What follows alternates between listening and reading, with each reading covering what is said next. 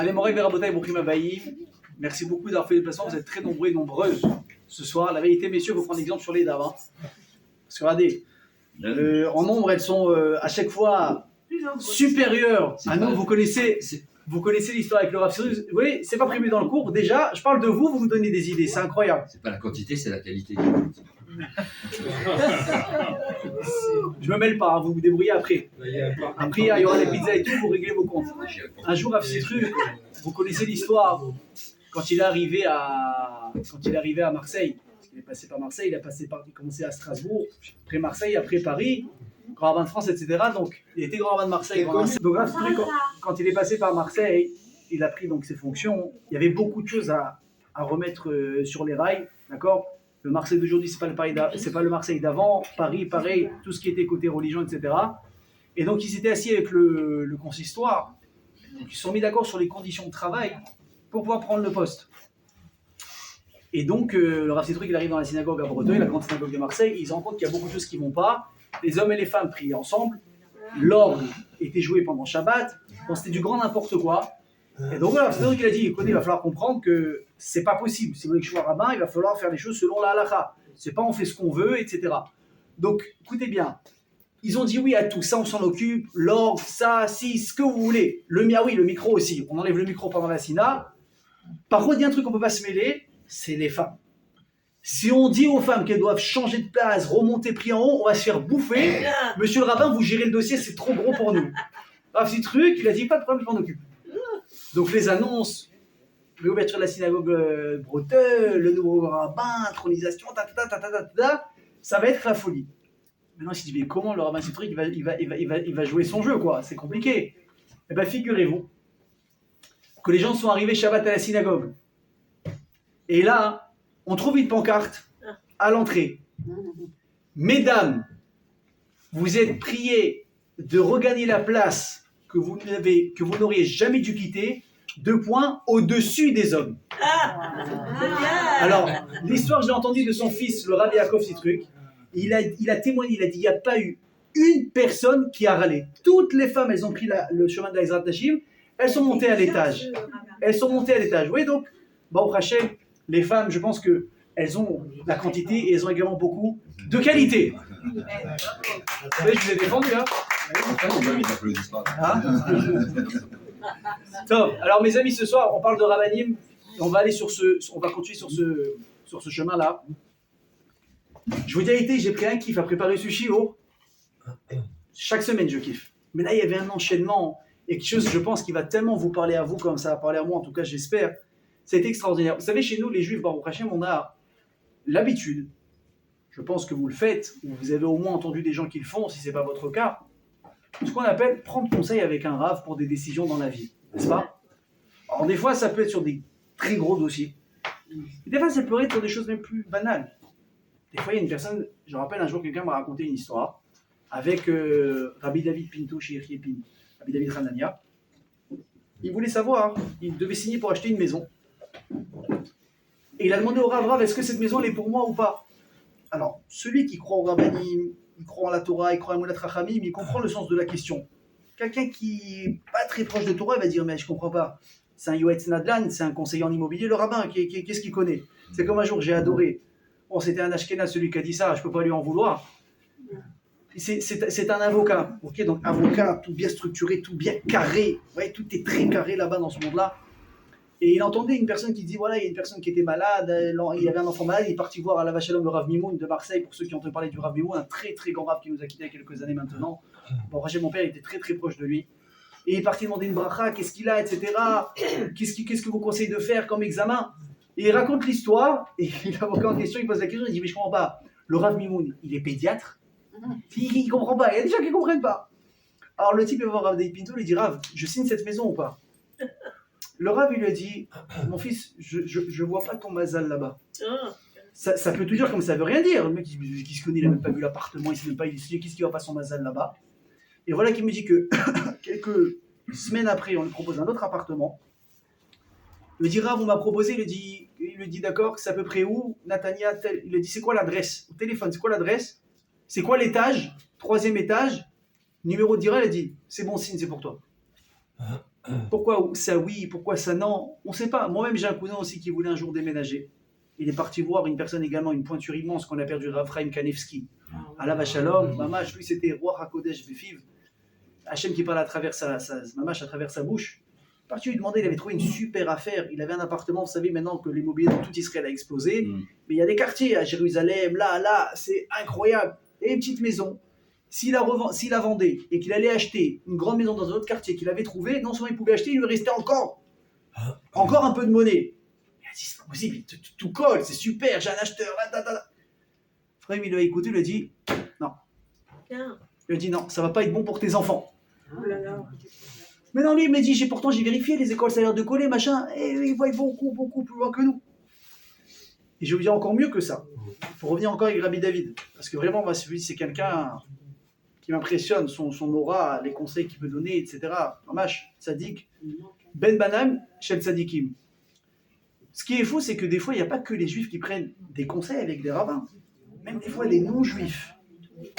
Et j'ai quelqu'un qui m'a dit que son patron, donc la personne qui m'a raconté l'histoire, elle est juive, d'accord? Et elle travaillait pour une personne non-juive.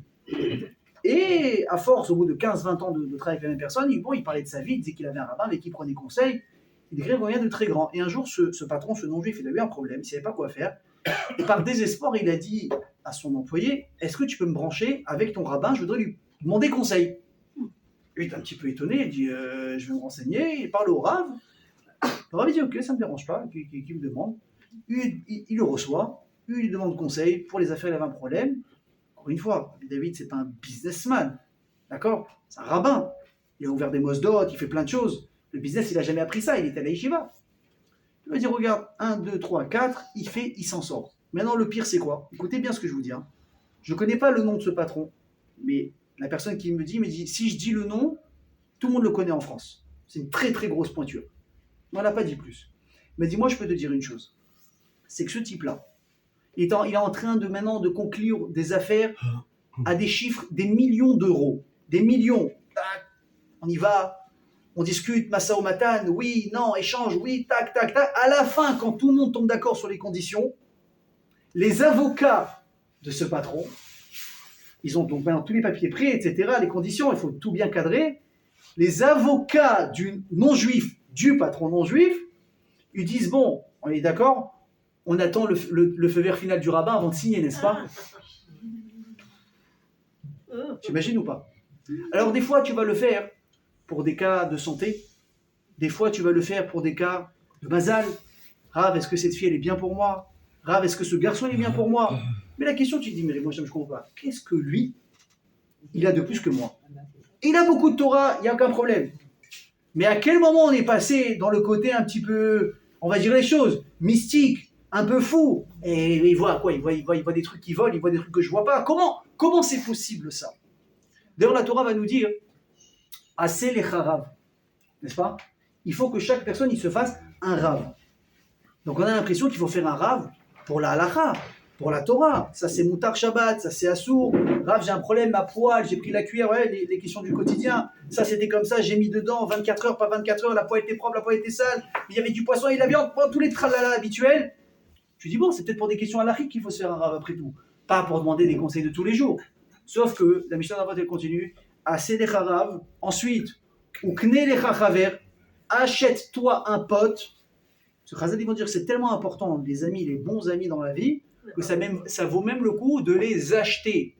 Si tu cherches, tu récupères quelqu'un de qualité, et ça n'intéresse pas trop, toi, fais pas attention, amadoule-le, invite-le au restaurant, paye-lui un truc, il est bien, et fais-toi vraiment des vrais amis si c'est nécessaire, même, achète-les au début. Ok? Et tout ça, quoi? Dan kol adam nekal zechut. Et juge chaque personne selon le bon côté de la balance. Donc tu vois que la Mishnah elle est en train de te dire quoi ici? Des conseils pratiques de tous les jours. Pas uniquement des questions d'halakha, même pour des questions morales. Donc quand la Torah te dit Aselecha Rav, c'est pas uniquement Rav, Shabbat, Bassar Vechalav Moutar. C'est Rav, la maison elle est bien. Cette fille elle est bien. Médicalement vous pensez quoi? Rav Fischer, Rav Firer, celui-là on appelle. Donc évidemment la question elle est mais qu'est-ce que ces gens-là ils ont de plus que nous? Alors, je vais vous apprendre quelque chose où la première fois qu'on voit dans l'histoire où les Chaora, une personne est partie voir quelqu'un, aucun rapport avec son problème qu'il avait, Ça remonte à Shaoul Amelech. Vous connaissez l'histoire? Oui. Shaoul, son père, il avait des ânesses. Voilà que les ânesses, un jour, elles sont parties se balader et elles ont disparu, on les a plus trouvées. Son père, il a demandé à Shaoul, donc à l'époque, il n'était pas encore roi, il lui dit, va me chercher les animaux. Il prend un petit jeune avec lui, Shaoul, il les cherche pendant 3 jours, impossible de remettre remettre la main sur les animaux, sur les ânesses qui ont disparu. Il dit, mais qu'est-ce qu'on va faire? On a retourné le Hésor là-bas, on ne trouve pas. Et là, il y a le petit jeune qui lui dit, tu sais, pas loin de là où on est, il y a un voyant. Un roé avec un aleph. Roé avec un aïn, ça veut dire un berger. Roé avec un aleph, ça veut dire un voyant. Bah, viens, on va le voir. Je lui dis, il y a quoi, un boule de cristal, ambiance et tout. Dis-je pas.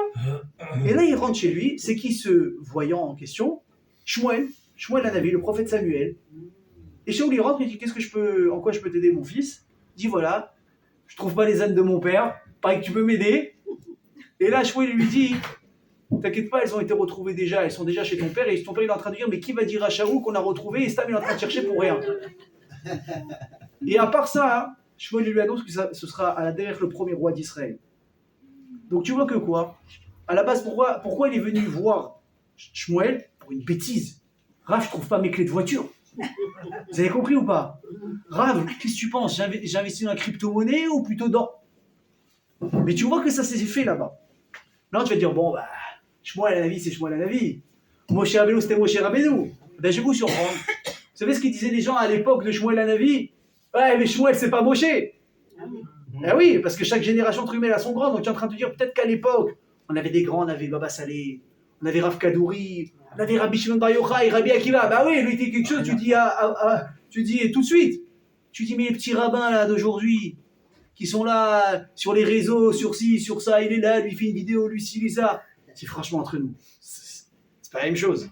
Et là, Khaled te dit, tu te trompes. Pourquoi? Parce que, elle dit la Mishnah dans la Rosh Hashanah, veille la chauffette, une personne doit aller quoi? Elle doit aller vers le juge, entre guillemets, celui qui prend une décision. Acheriye bayami mahem, que tu auras dans tes générations.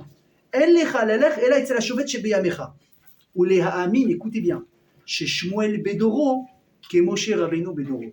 C'est-à-dire que la même puissance, la même force, les mêmes capacités que Moshe Rabbeinu il avait dans sa génération de son temps, même si Shmuel, entre guillemets, il a l'air plus petit que Moshe, eh ben sache que dans sa génération, il a la même force que Moshe dans sa génération à lui.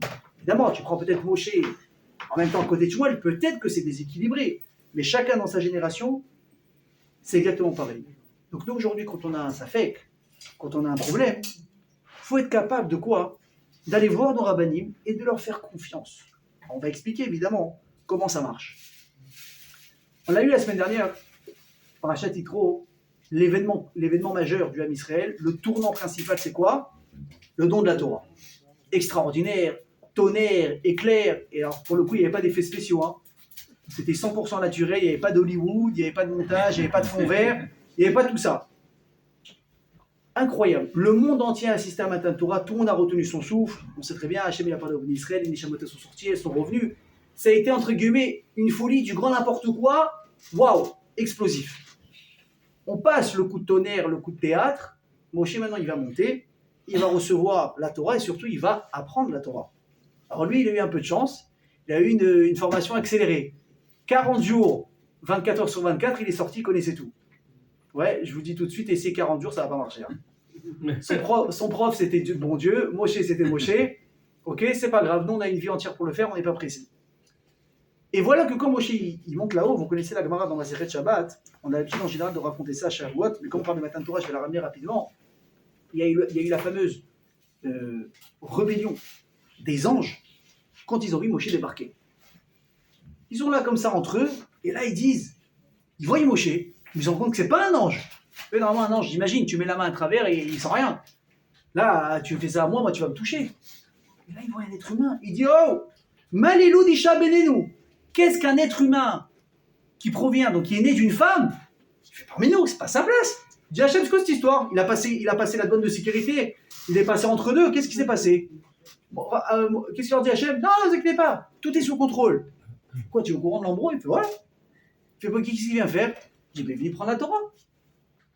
Et les anges, ils se lèvent tous, sans exception. Et ils hurlent, Akadosh Baruch Hu, tu vas donner à des êtres humains la Torah? Dis-moi, c'est pas possible. Le monde, tu l'as créé à partir de la Torah. 900 et quelques générations avant la création du monde, la Torah, déjà, elle existait et Hachem, il a regardé dans la Torah, entre guillemets, pour s'inspirer comment créer le monde en fonction de la Torah. Tu imagines ce que ça représente la Torah pour le bon Dieu. Le monde entier, il existe en fonction de la Torah. Je me rappelle qu'on avait parlé avant Shavuot. C'est pas le sujet, mais Stam, on y est, donc je le lance. Ça, je vous dis, arrêtons de croire qu'en défiant la parole d'Hachem, en défiant la Torah, on va mieux réussir notre vie dans ce monde ici-bas. Il faut comprendre que ça va ensemble. Le monde, il existe, il a été créé et il fonctionne en copier-coller par rapport à ce que la Torah, elle demande de faire.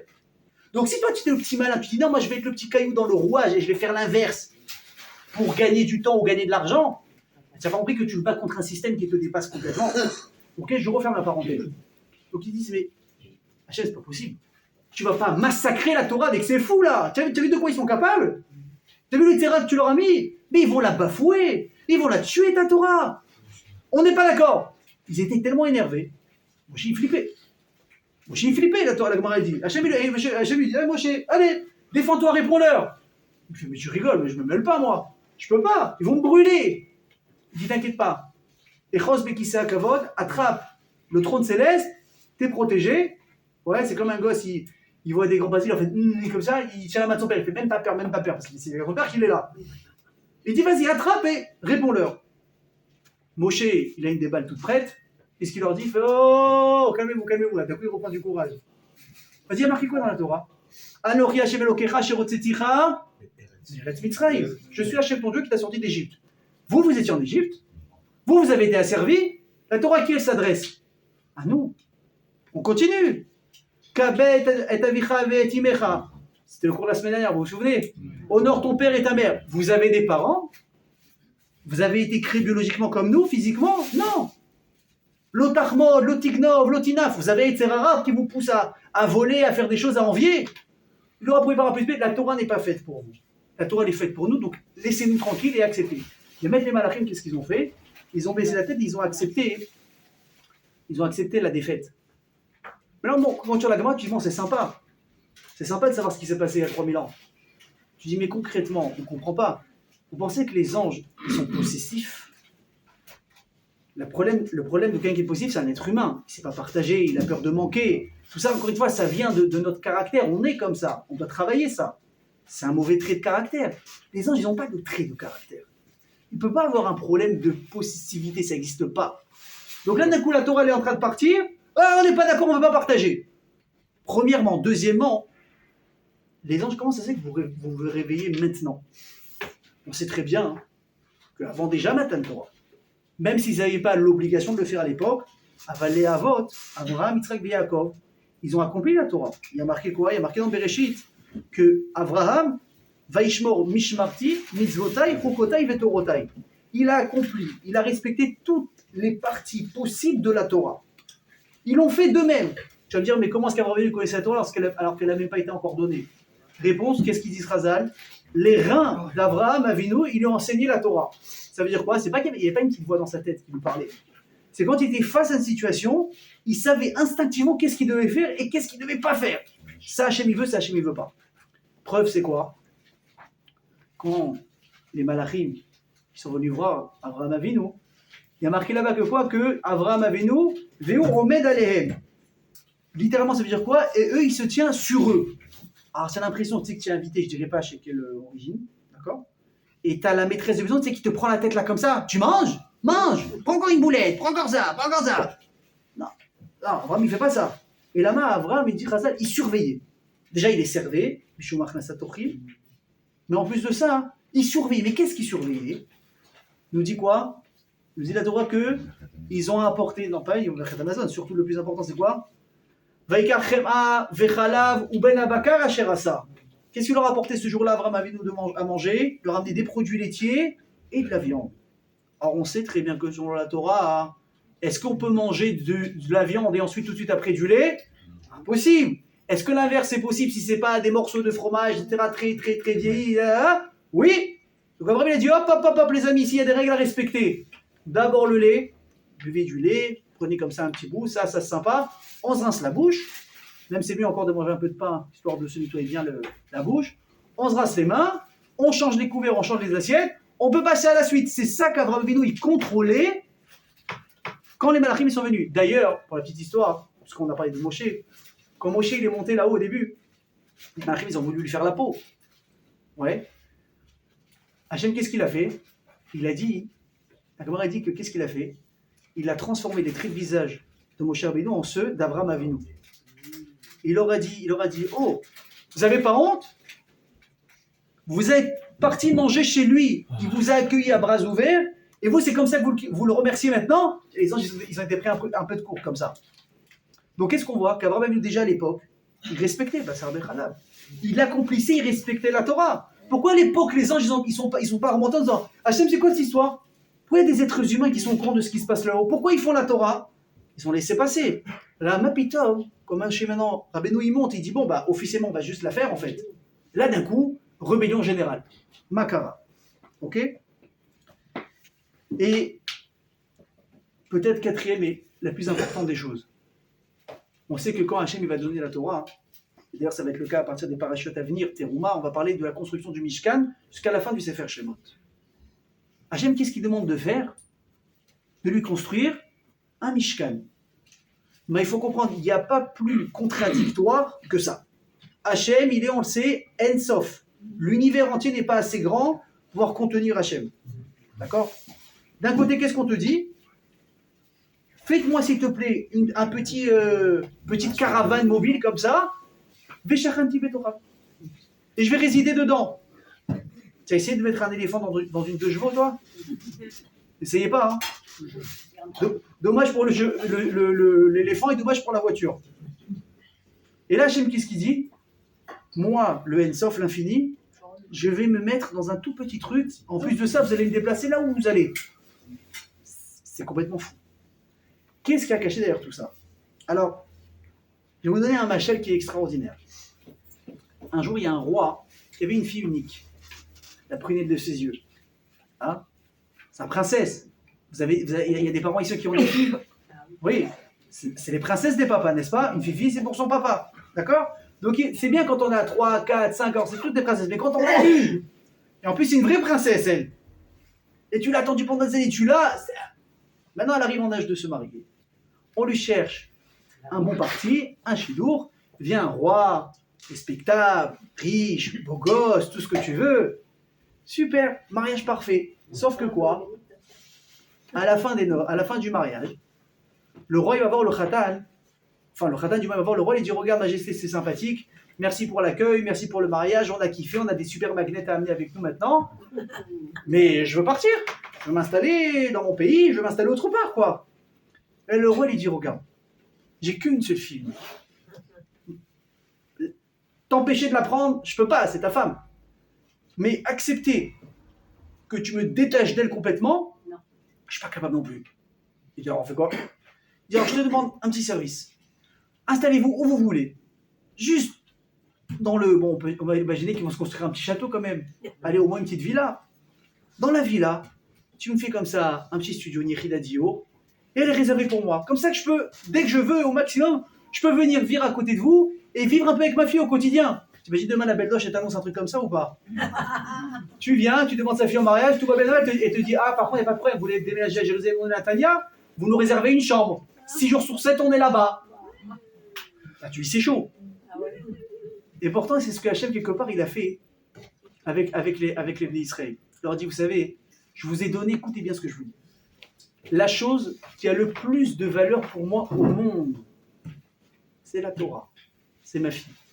Est-ce que vous avez déjà vu, si vous allez vous faire coudre une robe, mesdames, pour un mariage, vous, messieurs, vous allez acheter un costume pour un événement, quand vous passez à la caisse finalement, après 2-3 mois d'essayage, je ne sais pas combien de temps ça prend, et qu'on a choisi nos affaires, et on passe à la caisse, et vous passez la carte bleue, sur le ticket, il y a marqué quoi? Un article, une robe.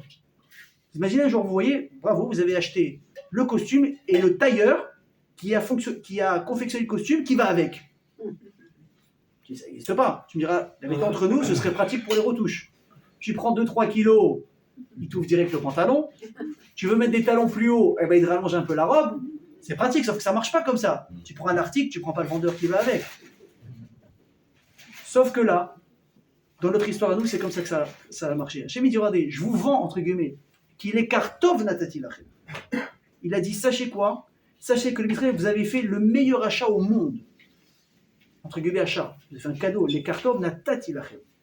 Il a dit, mais quoi? Il y a une clause. C'est que moi, je viens avec. Je vous donne la Torah, mais j'ai du mal à me séparer d'elle. Donc là où vous allez, je vous demande de quoi? De construire une petite caravane comme ça. Et là où vous allez aller, je me dépasse avec vous, comme ça, quoi? Je suis jamais très très loin de ma Torah. Maintenant, évidemment qu'il va falloir comprendre, mes amis, parce que la Torah, c'est pas quelque chose qui s'acquiert physiquement. C'est pas gashmi, c'est pas matériel. C'est spirituel, la Torah. Alors Hachem, c'est vrai que tu l'as matérialisé dans des louchot, parés de bijoux, de diamants, de rubis, de pierres précieuses d'une valeur inestimable. Tout ça, c'est beau. Mais la Torah, ça reste quelque chose de spirituel. Qu'est-ce qu'il y a? Parce que tu as descendu en bas, tu ne peux pas, toi en haut, l'apprendre, continuer de la réviser et entendre ce que les Bnei Israël vont être. C'est quoi l'histoire? Et là, écoutez bien, je ne sais pas si vous êtes prêts à ce shiur ce soir. Moi, j'ai lu ça, j'ai relu pour être sûr que j'ai compris ce que je lisais. Chazal nous dit, Al-Kochacha, contre ton gré, tu es obligé d'ouvrir ton esprit, de comprendre un chidouche extraordinaire que j'ai le plaisir de vous donner ce soir. Ça veut dire que en donnant la Torah au Ham Israël, Hachem, il était réellement en train vraiment de perdre quelque chose. C'est quoi? Je vous dis un mot, le contrôle. Le contrôle sur quoi? Le contrôle de quoi? Mais Hachem, il est réellement en train de perdre quelque chose. Écoutez bien l'histoire que je vais vous raconter. C'est une histoire vraie. C'est pour vous montrer c'est quoi le corps de la Torah et surtout le corps des Chachamim. Vous connaissez l'ancien président, je dis président premier ministre d'Israël, Reuven Rivlin, ça vous dit quelque chose? Celui avant la maison de Herzog, juste avant lui, c'était Rivlin. Rivlin, sachez qu'il descend d'une très grande dynastie de rabbinim, des géants en Torah. Des géants en Torah. Et il y a à peu près plus de 250 ans, il avait un aïeul qui s'appelait Rav Shlomo Zalman Rivlin. Un Talmid Chacham Atzum qui était très très proche, un élève très proche du Tzemar Tzedek, un très grand Talmid Chacham, d'ailleurs qui va être un des rabbinim de Chabad. Des géants. Et un jour, ce Rav Rivlin, c'est une histoire vraie, hein, on la raconte sur lui. Il est tombé malade, il avait un problème au poumon. Il est parti voir les médecins. Les médecins lui ont dit voilà, on vous annonce, il vous reste à peine quelques mois à vivre.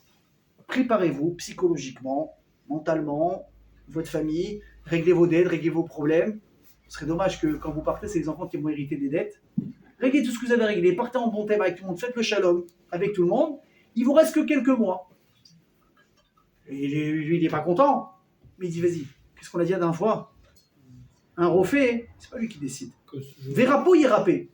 Écoutez bien, je dis, un médecin, il est censé normalement pouvoir guérir. Mais condamner, c'est pas dans ses mains. Facile à dire, hein. Alors, nous, Hachem, il nous protège des épreuves, des mauvaises épreuves. Mais si on arrive vraiment à intégrer ça, c'est comme il a dit Rabbi Chitrit sur sa femme, quand elle était mamash, sur son lit de mort, quoi. Mamash, c'était quelques jours. Il lui dit, chérie, ça va? Ça va. Avec moi, ça va? Bien sûr, c'est l'amour de ma vie. Très bien. Avec Dieu, ça va? Très bien. Très, très bien. Tu comprends ce que c'est la émouna, la sérénité? C'est un moment comme ça que tu vérifies ce que c'est. C'est pas des gens qui ont vécu il y a 1000 ans, hein. Les gens maintenant, hein, ils habitent là, à Paris, on connaît tous Rabbi Chitrit. Sa femme, on la connaissait un peu moins dans l'ombre, en retrait. Une femme extraordinaire, celle qui a été le koach, le moteur de son mari toute sa vie.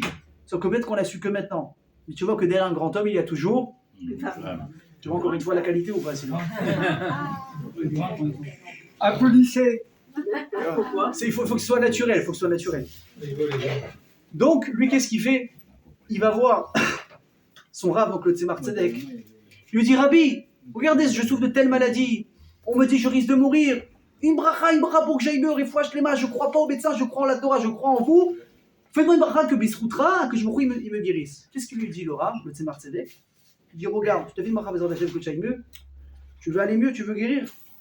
Tu prends tes affaires, tu t'en vas, je crois qu'ils étaient en Pologne, et tu vas t'installer en Eretz Israël. Le mec, il réfléchit même pas.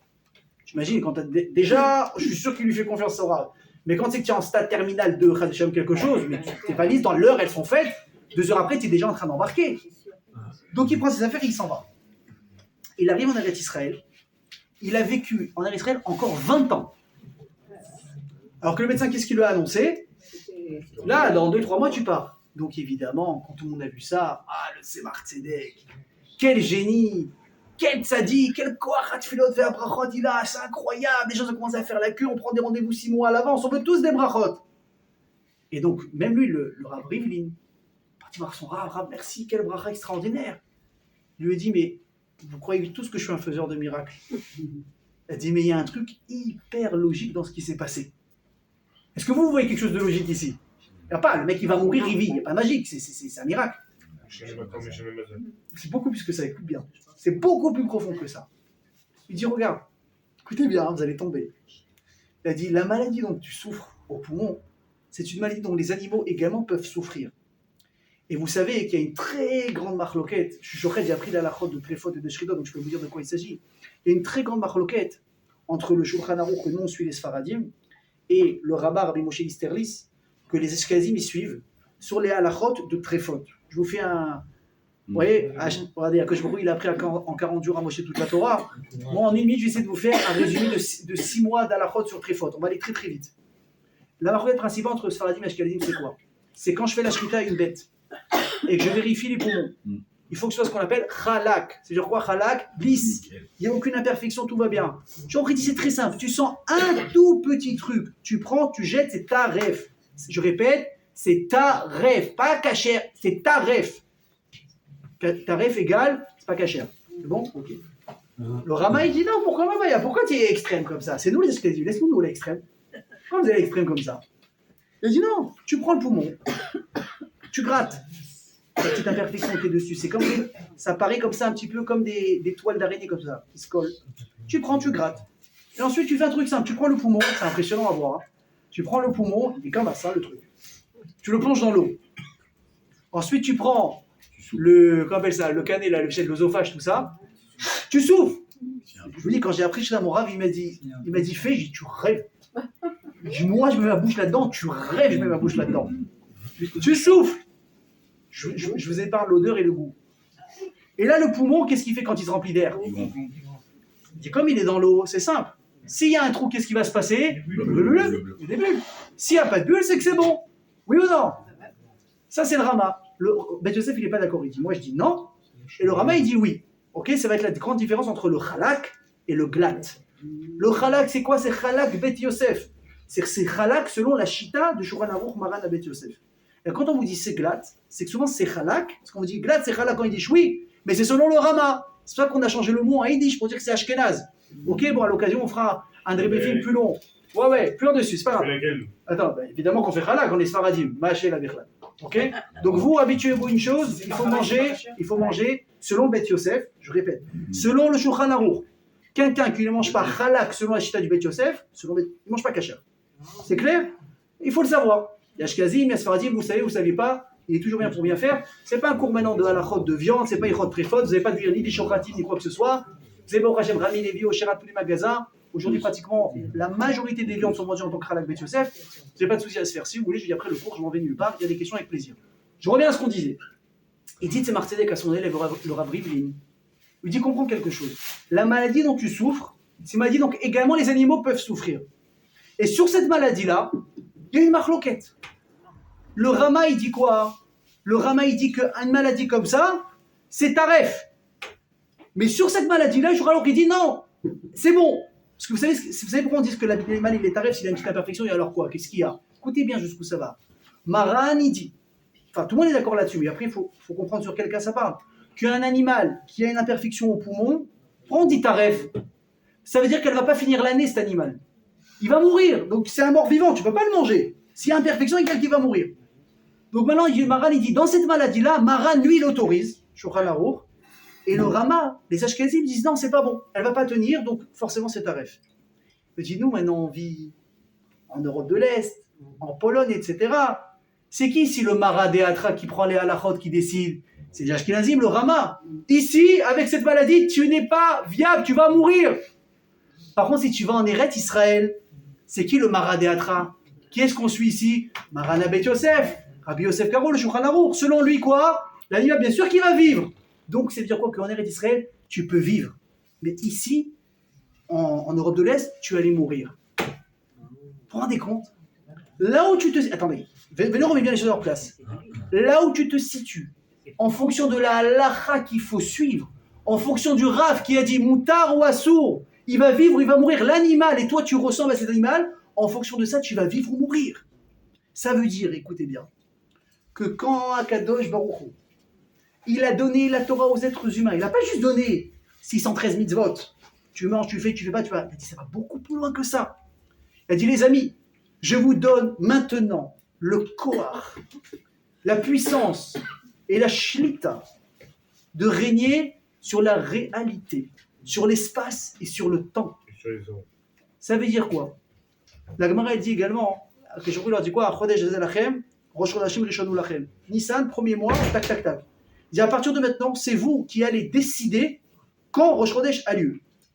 Bon, et alors? La Gemara dit dans Masechet Nida, dans Masechet Kiddushin, que Chas v'Shalom, un enfant, une petite fille, évidemment, on parle.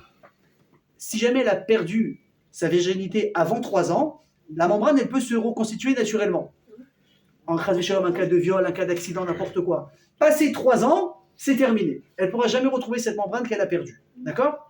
Par contre, c'est fou. Arrive sa 3e année. Maintenant, on arrive en Adar. Donc, on va arriver bientôt en Nissan. On va finir les 3 ans de la petite. Si Chachamim décide que l'année en question, il y a Adar v Adar, il y a 2 Adar, alors qu'on était vraiment à la fin, le 2e Adar qui vient, on leur rajouter 1 mois, la petite, elle peut retrouver sa membrane qu'elle avait perdue. Il a pensé à tout. On a pensé à tout, mais regardez jusqu'où ça va, comment c'est puissant. La Guébara, elle raconte qu'un jour, il y avait une marloquette entre Rabban Gamiel et Rabbi Yoshua sur une question de Rosh Chodesh. Vous savez qu'à l'époque, comment on faisait? Je vous invite à étudier le Rosh Hashanah. On envoyait des shoprim, des messagers, aller voir sur des collines, des montagnes, etc. Est-ce que la lune est en train de se renouveler? En fonction de sa vie, ils rentraient au Beth Amikdash, ils s'assiedent au Sanhedrin, ils étaient interrogés avec un vrai interrogatoire pour s'assurer que ce n'est pas des escrocs et des menteurs. Il y avait des questions précises. C'est très intéressant. Vous apprenez même un peu d'astrologie là-bas. Comment on savait si c'est un menteur par rapport à la lune, comment elle était, de quelle couleur elle était ombragée, de quelle couleur elle était éclairée. On savait si c'était des menteurs ou pas. Rabban Gamiel, qui était donc le Gadol Hador, il les a pris, il leur a fait l'interrogatoire, il dit c'est bon, c'est pas des mythos, maintenant on va déclarer Rosh Chodesh Tishri. Donc, qui dit Tishri, dit également Rosh Hashanah et ensuite Yom Kippour. Sauf que là-bas, il y avait Rabbi Yoshua, qui était également un géant. Il a dit, je suis des Rabban Gamiel, ceux-là, je ne les sens pas. Ils nous font un truc à l'envers, c'est des menteurs, ils n'ont pas vu Rosh Chodesh, il faut repousser d'un jour. Rabban Gamiel a dit, non, je les ai interrogés, c'est bon. Donc maintenant, il y a une vraie marloquette. Kippour, ça va être le 10, le 11, le 9, Yom Kippour. Rabban Gamiel dit, regarde, pour te montrer que c'est moi qui décide, on va faire très simple. Moi, j'habite à Yavne, toi, tu habites dans un autre côté. Écoutez bien ce qu'il dit Rabban Gamiel. Il dit, je te demande à toi, Rabbi Yoshua. Selon moi, le Kippour, c'est le 10, et selon toi, c'est censé être, entre guillemets, sur le calendrier, le 11 de mon décompte à moi. Je veux que le 11, donc ton Yom Kippour à toi, Rabbi Yoshua, que tu viennes me voir avec ton bâton, avec tes affaires. Tu viens jusqu'à moi pour me dire bonjour. En 2 mots, ça veut dire quoi? T'es Mechalel ton Yom Kippour. Tu gênes pas, tu feras rien, tu prends ton moukté, tu fais tout. Rabbi Yoshua, il sait pas quoi faire. Il dit, attends, d'un côté, c'est vrai que je dois recevoir ce qu'il dit le Rav, mais on parle de Yom Kippour là-haut. Moi, je suis sûr qu'il s'est planté. Je vais pas quand même pas être Mechalel Yom Kippour. Je fais quoi? Il est parti voir Rabbi Akiva. Eh oui, on parle des mots, c'était les grands de l'époque. Il dit, Rabbi Akiva, qu'est-ce que je fais? J'y vais pas. Je prends le risque d'être Mechalel Yom Kippour, c'est grave. Il lui dit, je suis sûr qu'il se trompe, moi, Rabban Gamiel. Écoutez bien la réponse de Rabbi Akiva. Il lui dit, Rabbi Yoshua, faut pas que tu t'en fasses. Pourquoi? Il y a marqué dans la Torah le Kiddush qu'on fait le jour de fête. Et les Moadé Hashem Ikraï Kodesh, Asher Tikriou Otam, Bemo Adam. Il dit, voici les fêtes que vous allez appeler Kodesh, Asher Tikriou Otam. Et là, il dit, Rabbi Akiva, Chazal, il dit, Atikrou Otam, cela en parlant des fêtes, et là, Atem. Ça veut dire quoi? Si vous décidez que tel jour ou tel jour est fête, ce sera fête Afilu Shogegim, Afilu Mut'im. Même si vous vous trompez sur le jour réel de la date de la fête, parce que vous avez mal calculé, parce que Rosh Chodesh n'était pas le bon, vous n'avez pas compris, et vous avez décrété que Kippour c'est ce jour-là et pas ce jour-là, et bien moi, Bachaim, je change en fonction de vous que Kippour c'est comme les êtres humains ils ont décidé. Pourim, ça a été rajouté. Alors ça c'est autre chose, je ne parle pas uniquement d'ajouter, je parle carrément des dates, qu'on sait qu'on peut se tromper dans le temps, et paf, ça a été fait. Tu comprends? C'est l'intention. Hein? C'est l'intention. Non, mais c'est pas uniquement l'intention, ça va beaucoup plus loin que ça. C'est-à-dire, il dit à Rabbi Yoshua, même si, selon toi, Rabbi Gamel, il s'est trompé, bon, c'est pas n'importe quoi que Rabbi Gamel quand même, il dit, mais même selon ta logique où il s'est trompé, même s'il se trompe comme c'est le Gadol Ador, bah, Shamaim, ils vont faire comme lui, il a fait. Donc t'inquiète pas, Kippour, c'est lui qui a raison, tu prends tes affaires, tu vas le voir, le lendemain de son Kippour à lui, même si selon toi, le lendemain, c'est ton Kippour à toi. Rabotai, ça veut dire un truc très très simple. Ça veut dire qu'Akadosh Baruch Hu, il a donné à l'homme la possibilité de gérer le temps. Tu vas contrôler le temps. Quand toi, tu décides quelque chose, c'est ce qui va se passer. Regardez jusqu'où ça va. Yom Kippour, c'est pas uniquement quand est-ce que je fais Yom Tov, quand est-ce que je peux prendre la voiture, quand est-ce que je dois jeûner, etc. C'est beaucoup plus que ça. Qu'est-ce qui se passe le jour de Kippour? Là-haut, je parle. Hachem, il s'assoit sur sa chaise et il va juger ce jour-là les gens, tous les êtres humains. Donc moi, le petit, enfin moi, alors, un jour, dans un rêve peut-être, les géants qui décrètent c'est comme ça et pas autrement, ils ont dit Hachem, tu t'assois sur la chaise aujourd'hui et pas demain. Hachem il dit quand je donne la Torah au Ham Israël, je leur donne le pouvoir de décider sur l'univers, sur le temps, sur l'espace, sur les malachim et même quelque part, même sur moi. Vous connaissez l'histoire avec le fameux Tanuro Shel Achneai. C'était un four de faire d'une certaine manière. Et Chachamim, c'était Rabbi Eliezer Agadol et Rabbi Shua ben Hanania. Ils avaient une question, est-ce qu'à un moment donné, je ne rentre pas dans les détails, dans un cas précis, est-ce que le four il est Mekabel Touma ou pas? Est-ce qu'à partir du moment où il reçoit de l'impureté? Rabbi Eliezer, qu'on appelait Rabbi Eliezer Agadol, le géant, la Gemara dit tu mettais Rabbi Eliezer d'un côté, tous les Chachamim de cette génération de l'autre côté, c'est lui qui prenait le dessus sur tout le monde. Rabbi Eliezer Agadol il dit non, le four il reste à or. Rabbi Shua ben Hanania et tous les autres Chachamim disent non, le four il est tamé. Il dit maintenant t'es gentil, on te respecte, aval quoi? Après Rabbi, les Adot. C'est la majorité qui l'emporte. Mais non, il ne sait pas laisser faire. Il se lève, il dit attends, vous n'avez pas compris. Je suis tellement certain que j'ai raison, que si, pour vous prouver à vous, que si j'ai raison, Minachim qu'on fasse un S, que le caroubier, un arbre, un caroubier qui est là, il se déracine, il vient de l'autre côté pour prouver que j'ai raison. Rabota, ni une ni deux, le caroubier, il se lève. Ouais, comme dans Harry Potter. Il se lève, il se déracine, il se plante autre part. Tu vois ça, moi déjà je perds connaissance tout de suite. Il faut bien des défibrillateurs. Lui aussi. Hein. Ah bah voilà, rassure. Alors on sera deux, c'est vrai, je ne serai pas seul. Hein? Il ramène, donc là, incroyable. Tu dis ça, tu dis ok, j'ai rien dit, je me prosterne. Qu'est-ce qu'ils disent? C'est pas une preuve. C'est pas une preuve. Il dit ok, c'est pas une preuve, allez, viens avec moi, viens, on va en bord de plage là-bas. Il amène devant un fleuve, il dit tu vois, le fleuve il fait comme ça. Il est en train de couler quoi? Vers le bas, normal, c'est un fleuve.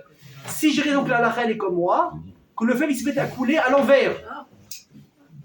Je dis bon là il la pousse, un beau taille, ni une ni deux, le fleuve il se met à couler à l'envers. Et qu'est-ce qu'ils disent? C'est pas une preuve. Ils disent vous savez quoi, c'est pas une preuve, il n'y a pas de problème. Ils retournent au Beth Midrash, ils sont chauds. Hein. Ils disent si j'ai raison que les murs du Beth Midrash s'inclinent. Les murs, ouais bon je vais pas le faire, j'ai peur de vous faire peur ici. Ils disent mais que les murs de la synagogue ils s'inclinent. Les murs ils ont commencé à s'incliner. Et les Khamim se sont levés, et moi, j'ai l'impression que c'est une blague. Ils disent mais vous, de quoi vous vous mêlez? On vous a rien demandé. Alors maintenant, les murs, la Gemara dit, ils ne savent pas quoi faire. Se redresser, c'est manquer de respect à Rabbi Eliezer Agadol. Continuer à se courber, c'est un manque de respect pour Khamim. Qu'est-ce qu'ils ont fait? Ils sont restés penchés pour manquer de respect à personne. Et qu'est-ce qu'ils ont dit encore? C'est pas une preuve. Et là, on arrive à Rabbi Eliezer, il dit, ok, on va sortir le grand jeu. Si j'ai raison que l'Alacha Bashamaïm, elle est comme moi, tu peux pas mieux. Qu'il y a une bat call, une voix céleste qui sort et qui disent comme quelle est l'Alacha. Et là, il y a une voix qui sort et qui dit Ma'atem rotzim, c'est le Rabbi Eliezer, sha'alacha kemoto. Qu'est-ce que vous voulez chez Rabbi Eliezer? Que l'Alacha, elle est comme lui. Rabota, une voix céleste. Eh bien, écoutez-moi bien, les Bnei Israël. C'est quoi le Ham Israël, les Tamid Chachamim? Ils se lèvent. Ils sont têtus. Ah ouais, c'est sûr, ils viennent d'une origine, je pense, en tête, c'est sûr que c'est eux. Ils se lèvent. Et ils disent à Kadosh Baruch Hu, merci beaucoup pour ton avis, mais n'oublie pas une chose, Torah, lav b'shamimihi. La Torah, elle n'est pas dans le ciel, la Torah nous appartient, c'est nous qui prenons les décisions ici. Réaction d'Hachem, il va s'énerver, il va les massacrer. Qu'est-ce qu'il a dit Hachem? Il a dit ah, Nitzchuni Banaï, Nitzchuni Banaï. Mes enfants, vous m'avez vaincu, les enfants, vous m'avez vaincu. Qu'est-ce que ça veut dire, on m'avait vaincu? Comment t'arrives à un truc comme ça? Hachem dit regardez, c'est simple. Moi, j'ai pris une décision. à partir du moment où j'ai décidé de donner cette Torah à quelqu'un, je ne peux plus faire machine arrière. Vous savez qu'un jour, c'est une histoire vraie, elle fait peur. Un jour, il y a une personne, quand il voit un grand rab, j'ai oublié son nom, Mechila, on lui dira, vous savez, il y a un problème, vous venez dans une ville maintenant, sachez qu'il y a un mari qui fait du mal à sa femme, il n'aime plus, et il veut la quitter, mais il veut la faire souffrir, il ne lui donne pas son guet. Donc il a bloqué l'exécution de la Torah, si une femme n'a pas son guet, elle ne peut jamais se remarier. Il dit, Rav, Mamash Metsaerota, il l'a fait souffrir, parlez-lui, on est venu lui parler, il ne veut rien savoir. Il est d'accord. Ils viennent les gens pour prendre une bracha chez le Rav, tac, tac, et là au moment où lui il passe, direct, et on dirait qu'il a un radar, tac, il repère, il lui dit, il écoute ce qu'il a dit, après il lui dit, donne le guet à ta femme. Donne le guet à ta femme. Il lui dit, je veux pas. Il lui dit, donne le guet à ta femme. Il dit, tu sais ce qu'il y a marqué dans la Torah? Une femme, on peut l'acquérir de 3 manières. Avec Kesef, Shtar ou Bibia, soit avec une relation, soit avec une Ptouba, soit en lui donnant une bague qui vaut Shavé Prouta. Elle dit, elle a 2 manières de se libérer d'un mari. Soit par le guet, soit par la mort du mari. Donne le guet, écoute-moi. Le type, il est sorti. Qu'est-ce qu'il veut celui-là, se mêler de mes affaires? Qu'est-ce qu'il veut celui-là, se mêler de mes affaires, ce barbu là? Je lui ai demandé quelque chose. Je lui ai demandé, pour mon oseille, qu'est-ce qu'il se met de ma vie privée? Il est sorti, ils étaient en camion. Écoutez bien l'histoire. Il y a un arabe qui les a attaqués. Il a pris une balle dans le pied, il a été blessé, ça s'est infecté, il n'a pas passé la nuit. Bam, bam. Action-réaction. Je lui dis, regarde, c'est simple, il y a 2 possibilités. C'est toi qui choisis. Soit tu le fais correctement, soit tu le fais comme ça. À Botaï, même, comment il s'appelle? Même Korach, il a voulu remettre en question ça. Partir à Moshe Rabbeinu. Il m'a dit, dis-moi, qu'est-ce qu'il m'a dit à vous que vous n'êtes pas des guignols dans cette histoire? C'est pas vous qui avez inventé la moitié des mitzvot, parce que nous on n'a entendu que 2 choses. Le reste on l'a pas entendu. Et d'un coup, un il se proclame Kohen Gadol, l'autre il se proclame Manig, dirigeant jusqu'à la fin des temps, enfin ce qui va mourir, ça se trouve c'est pas vrai, c'est faux tout ça. Moshe il prend tellement les boules que ça y est, ça commence à le saouler, il remet en cause son autorité, il fait passer pour un menteur, Hachem c'est pas Hachem, ce que tu veux, il joue avec la Torah, il dit qu'est-ce qu'on va faire? On doit mettre une mezouza à la porte de la maison, pourquoi? Parce qu'il faut se rappeler des parachiotes, ok, une maison qui est pleine de sfarim, qui est pleine de livres, il n'y a pas besoin de mezouza, elle est remplie de Torah, il tourne au ridicule tout ce qu'Hachem a demandé. Moshe il s'énerve et dit, regarde, on va faire un truc très simple. Tu vas être nommé Kohen Gadol, toi et les 250 bouffons qui sont avec toi, même si déjà c'est des Sanhedrin, mais ils sont arrivés à un stade où ils ne réfléchissaient même plus, ils sont devenus fous, obsédés par le Kabod. Et on va faire un truc simple. On va prendre une pelle là chacun, petite Martha. On va mettre des kétorettes. Celui dont Hachem va accepter l'offrande, sera lui le Kohen Gadol. Les autres, vous allez mourir. Regardez la folie, hein, je vois quelqu'un m'a fait remarquer. Il dit, t'imagines, sur les 250, tout le monde était prêt à mettre une pelle. Maintenant, tout le monde est conscient, il n'y aura qu'un vainqueur. Il y aura forcément 249 morts. Et avec ça, chacun est parti mettre sa pelle. Mais moi, il y a un truc comme ça, je dis, mais frérot, c'est bon, je reste en place. J'ai pas de problème, soit Kohen Gadol. Il y a un risque sur 250 que je meurs, mais c'est rien. C'est une roulette russe, l'histoire. Ah ouais. Mais c'est pire. Ah, roulette russe, c'est quand même un sur 6. Je sais pas exactement il y a combien de balles dans un truc, mais bon. 6. Ouais, je me suis pas trompé. Mais si c'est un automatique, il n'a aucune chance. Ah ouais, d'accord. Et chacun va mettre sa pelle. Bah oui. Mais non, la question, elle est, attends, Moshe, t'as demandé à Hachem s'il est d'accord de faire ce que tu demandes, qu'on mette des pelles, que tu descendes, que tu fasses descendre un feu, si le bon tu l'acceptes, les autres tu en fais un barbecue, taref évidemment. Dis Hachem, tu décides la place du bon Dieu, qu'est-ce qui va se passer, c'est toi qui fixes les règles. Écoutez bien, Moshe il dit, j'ai pas besoin de demander à Hachem. Hachem il fera ce que moi je décide. Pourquoi? La règle elle est extraordinaire à Botaï. Tzadik Gozer, Akadosh Baruch Hu Mekayem. Quand un tzadik qui prend une décision, et il dit c'est comme ça, qu'est-ce qu'il dit Hachem? Mon fils il a dit, je fais.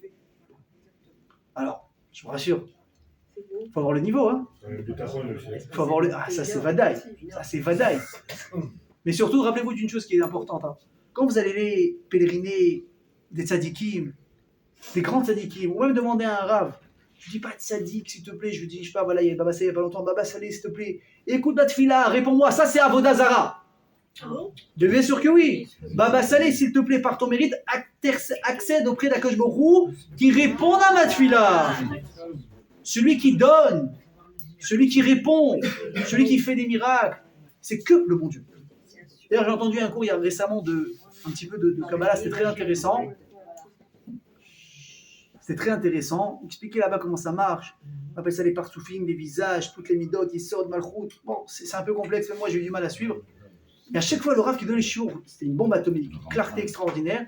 Il dit n'oubliez pas qu'à chaque fois qu'on dit que la bracha elle descend du Malchut, la bracha elle descend du Yesod, il n'y a rien qui descend de rien du tout. C'est Hachem qui met là-bas et qui donne et qui fait en sorte que ça redescende chez toi. Il a répété 10 fois dans le cours. J'ai dit c'est bon, on a compris, mais il a raison. Après, tu crois que si tu es Mechaven, tu penses à telle chose, la chose elle va descendre. Il n'y a rien d'autre qui donne la bracha à part Akadosh Baruch. Simplement de quoi nous on a besoin, évidemment. On a besoin que quelqu'un va venir avec son mérite et nous donner à nous. Donc, les amis, on va terminer avec ça. On a posé la question au début du cours, mais qu'est-ce que le rabbin, il a de plus que moi? Peut-être une barbe plus longue, des cheveux blancs qu'un jour moi aussi j'aurai peut-être. Enfin, j'en aurai Bezrat Hashem. J'espère plutôt tout simplement avoir des cheveux pour qu'ils soient blancs à ce moment-là. Ouais. Un jour, je rigole pas, un jour il y a un type qui s'est moqué de moi. Il me dit oh là là, Ruben, tu as vu les cheveux blancs que t'as pris? Je dis, moi j'en ai des cheveux, moi, qu'est-ce que tu veux chez moi? Lui, il n'avait plus rien, il se moquait de moi, j'avais les cheveux blancs. J'ai dit, mais moi j'ai des cheveux, monsieur. Ouais, le mec, il a donné le bâton pour se faire battre. Hein? C'est quoi la clé chez le rabbin? Alors, je vais vous dire déjà, premièrement, le premier, on va dire ça, mon premier, Raphaël, tu peux t'occuper de monsieur. Mon premier, c'est quoi? C'est que déjà, quand tu vas voir un rabbin qui est branché Torah toute la journée, il faut comprendre son corps, il est tellement en adéquation avec la Torah qu'il est en adéquation avec Hachem. Écoutez bien ce que je dis. Quand un rav, un chouva, eh bien, pas un guignol. Il y en a plein des escrocs. Vous savez comment on reconnaît un Talmid Chacham? Quelqu'un chez qui tu peux aller demander des choses, des tfilotes et des brachot. Un jour, on m'a expliqué une règle très simple au collège, je trouvais qu'elle était magnifique. C'est mon rav qui nous a raconté ça, le rav Yosef Eliaou Shechier. Il a dit qu'un jour, son père, le rav Mordechai Eliaou, Zecher Tzadik Vekadosh V'cha, un des grands rabbins d'Israël qui est niftar il y a à peu près une quinzaine d'années. D'origine, ils sont irakiens. Donc les Irakiens, c'est un peu les Ashkenazim chez les Sfaradim. Hyper carré, cartésien, terre à terre, ce que vous voulez. Et un jour, il entend parler, il y a un baba qui fait des miracles. Allez, tu dis miracle, tu dis baba, il avait des boutons. Comment il s'appelle ce rabbin? On l'appelle Baba Salé. C'est quoi encore cette histoire? Encore un rabbin marocain qui fait des miracles, qui fait des trucs. Il a pas calculé. Il a tellement entendu parler de lui, un jour ils sont arrivés à se rencontrer, il dit c'est très simple, on va parler un peu Torah, il parle Mishnah, il est là, il parle Chumash, il est là, il parle Navi, il est là, on monte un peu le niveau, on parle Gemara, Avodah Zara, Kiddushin, Sanhedrin, Orayot, tac, on parle Halacha, Turshou Chalarou, Basar Bechalav, Eruvit, on parle Kabbalah, il dit ok, ça c'est pas un guignol ça c'est quelqu'un qui est bon ça.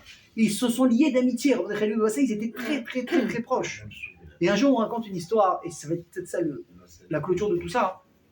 Un jour, Baba Sali et Ramon de Khaliaou, ils n'étaient pas d'accord comment comprendre une halakha du Ben Ishraï. On sait que les deux grands géants, ils ont pris l'halakha du Ben Ishraï qui était très marmire. Ils allaient sur ces halakhot à lui. Baba Sali dit il faut comprendre comme ça. Ramon de Khaliaou dit non, il faut comprendre différemment. Et ils se disputent comme ça pendant une quinzaine de minutes. À la fin, Baba Sali dit quoi, Ramon de Khaliaou? Tu sais quoi? Tu as raison. Tu m'as convaincu, c'est toi qui as mieux compris que moi. Et en cadeau, je t'offre mon livre du Ben Ishraï. Le livre Baba Salé, pas mal quand même comme cadeau. Ok. Rabbi Khalil, il sort, il part de son côté, Baba Salé, il part de son côté à lui. Et là, Rabbi Khalil raconte que dans la voiture, il ouvre le livre et qu'est-ce qu'il voit? Un tampon. Où il y a marqué quoi? Le livre appartient à Rabbi Israël Abou Khatsera. Le nom de Baba Salé, c'est Israël, son nom de famille Abou Khatsera. Av Bedin, donc maître suprême du Bedin, de quoi? De la ville d'Orissani au Maroc. Donc mon rabbin nous raconte cette histoire et dit Rabotai, il n'y a pas de secret, il n'y a pas de raccourci. Tout le monde est obligé de passer par le même chemin. Tu passes par le Talmud, tu passes par le Talmud Torah, tu passes par l'école, tu passes par la yeshiva, tu avances au fur et à mesure, tu te remplis de Gemara, tu te remplis de Torah, de Halachot, de Gemara, de Kabbalah. Il n'y a que comme ça que tu augmentes. Mais ceux qui te font des Choser Bichouva à 50-60 ans, kol hakavod. Mais que 2 ans après, ils ont une barbe comme ça, ils font Kabbalah Kal, ils font des miracles. Écoutez bien ce que je vous dis. Je vous signe que c'est des escrocs. Comment ils font des miracles? Il y a des manières techniques. Ils touchent à des choses qu'il ne faut pas. Aujourd'hui, vous ouvrez malheureusement les mauvais livres et vous apprenez les mauvaises choses à faire, vous pouvez faire des miracles. Ça va leur coûter très cher parce qu'il y a des retombées désastreuses pour ceux qui font ça. Mais vous voulez savoir si quelqu'un il est fiable? Il est Talmid Chacham. Il sait répondre en halakha. On vient lui poser des questions en halakha ou c'est juste qu'un gars, tu le vois comme ça faire des iloulotes, vendre des bougies, vendre des bouteilles à $50 000 et le mec il promet des choses. Des fois ça peut marcher. Le pire c'est des fois que ça peut marcher. Mais regarde d'où il sort le gars.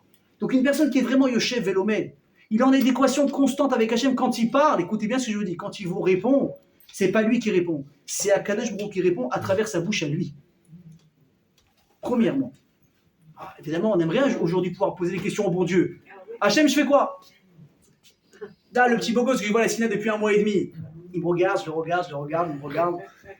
C'est pour moi ou pas? Hachem te dit, écarte-toi, c'est un escroc. Tu voudrais? Et bon Dieu, il n'est pas là, les Névim, ils sont pas là. Qu'est-ce qu'on a dit? Shmuel Bedoro, et Moshe Rabbeinu Bedoro. Les rabbanim d'aujourd'hui qu'on a, ils ont le même pouvoir que les autres à leur époque. Une fois, on parle de ceux qui font partie, on a dit la première ligne, de ceux qui sont à fond dans la Torah. Pas les rigolos. Premièrement. Deuxièmement, et ça c'est le plus important. Quand tu vas voir un tzaddik, quand tu vas voir un Selecha Rav, je vous une petite parenthèse qui est importante. Vous pouvez marquer fais-toi un Rav, parce que chacun a le droit de choisir son Rav. Alors encore une fois, je répète, c'est quoi Rav? C'est pas une barbe et un chapeau. Je vous répète, la barbe ça pousse tout seul. On n'a rien fait. Un chapeau ça coûte 500 shekels, t'as un chapeau. C'est pas comme ça qu'on devient Rav, mes amis. Rav, c'est quelqu'un qui connaît la Torah et les halachot. Est-ce que vous avez compris ce que c'est? De 1. De 2, qui a des bonnes midotes. À partir de là, tu commences à pouvoir commencer à l'appeler Rav. Chacun a le droit de choisir son Rav. Pourquoi c'est important un Selecha Rav? Parce que la Gemara, elle dit que c'est bien d'apprendre de plusieurs rabbanim. C'est bien, tu t'enrichis. Mais ça, c'est quoi uniquement pour le pile-poule, pour la réflexion. Dans la Gemara, apprendre à réfléchir, lui, il réfléchit dans ce sens. Celui-là, dans ce sens, magnifique, prends un maximum. Par contre, pour la halacha, tu fais pas ton shopping. Les Chabad, il dit ça, Rabbi Nachman, il dit ça, les Tunisiens, ils mangent le riz, ceux-là, ils mangent le hakod, ceux-là, ils mangent... Non, ça marche pas comme ça. Tu prends un Rav, un seul pour la halacha, quand il te dit oui, c'est oui. Ah, mais les autres, ils disent non, c'est pas ton problème ce qu'ils disent les autres. Encore une fois, c'est compris la responsabilité. Tu vas avoir un Rav qui sait de quoi il parle. Pas qui sait même pas à quoi, il prend un Shulchan Aruch à l'envers pour te répondre. Il te dit oui, c'est oui. Il te dit non. Ah, mais pourquoi les autres, ils autorisent? Pour toi, c'est non. Assez lecha Rav. Ça, c'est première chose. Et deuxième chose, c'est que le Rav que tu choisis, quand il répond, pourquoi il faut lui demander conseil à un Rav? On a dit, qu'est-ce qu'il sait de mieux que moi? Le Rav, écoutez bien, il a la capacité, grâce au fait qu'il va te répondre, grâce au fait qu'il va ouvrir la bouche, il va te dire oui, non, bracha ve'atzlacha, réussi, cette affaire elle va marcher, cet appartement il est pour toi ou pas. En fonction de ça, Hachem va dire quoi? Il m'oblige à transformer la réalité de cette personne parce que maintenant le Rav il a parlé. Vous vous rendez compte? Vous vous rendez compte? Tes problèmes, t'as une galère de parler à ça, t'arrives pas, tu vas, tu te lèves le matin, tu tapes, tu vas, tu commences à 7h, tu finis à 22h, tu n'en peux plus. Il y a un truc qui bloque. Enfin, tu n'en peux plus, tu dis Hachem, tu peux pas. Je vais voir un rabbin, arrête avec tes rabbins. Arrête avec les rabbins, j'adore cette phrase, arrête avec tes rabbins. Ils m'ont saoulé, ils me disent toujours la même chose. Prie. Il me dit change d'associé, mais ça fait 20 ans que je le connais. Ça fait 20 ans que je le connais. Et pourtant, encore ce Shabbat. J'étais avec quelqu'un à table. Je sais pas comment j'ai resté une discussion. Un gars avec l'autre, il fait, tu connais un tel? Ouais. Et toi, ouais, comment tu connais? Bah, c'est mon cousin. Ah, bah, tu sais qu'il boxe avec moi? Ouais, bon, pas avec moi, avec l'autre, ouais. Tu sais qu'il boxe avec moi? Ouais, et tout, machin, c'est un super gars. Il dit, oui, mais tu sais qu'on se parle plus. Ah bon, on se parle plus, comment ça se fait? Il me dit, bah, c'était mon frère, on a monté une affaire ensemble, on s'embrouillait à vie, on se parle plus, ça fait au moins 15 ans. Le Rav, il te dit, écarte-toi de ce type-là, il est toxique. Écarte-toi, c'est pas bien. On rappelle un jour, une vraie histoire que moi j'ai entendue. Un jour, il y a 2 potes qui sont partis voir un Rav que je connais très bien. Et lui, je peux vous dire que quand il y a des tzadikim nistarim, des cachets, celui-là, il n'y a pas plus caché, pourtant, ce qui sort de sa bouche, une bombe. Il a regardé, il lui a posé une question sur je sais plus quoi, une affaire ou quoi. Il dit, ouais, c'est mon associé, machin.